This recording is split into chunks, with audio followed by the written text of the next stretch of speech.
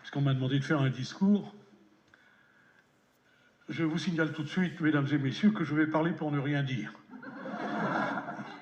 Je sais, vous pensez, s'il n'a rien à dire, il ferait mieux de se taire. Oui, c'est trop facile. C'est trop facile. Vous voudriez que je fasse comme tous ceux qui n'ont rien à dire et qui le gardent pour eux?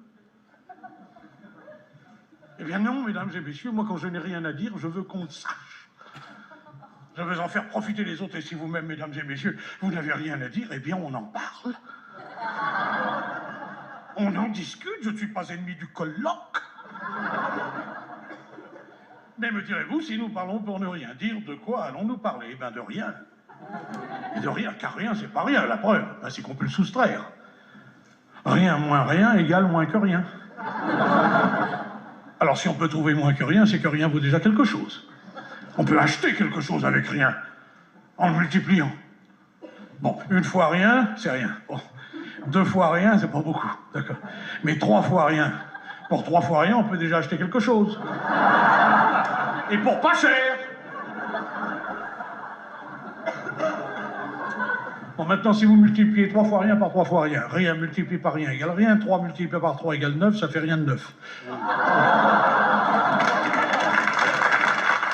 Bon, allez.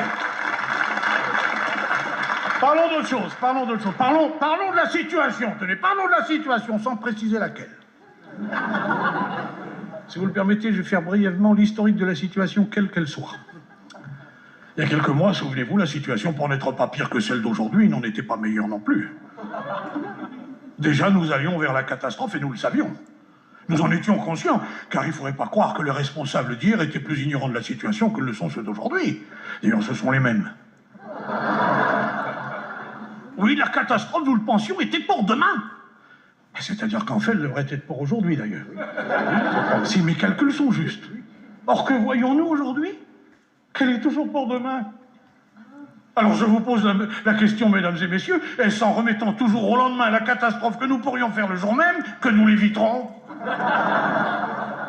D'ailleurs, je vous signale, entre parenthèses, que si le gouvernement actuel n'est pas capable d'assumer la catastrophe, il est possible que l'opposition s'en empare.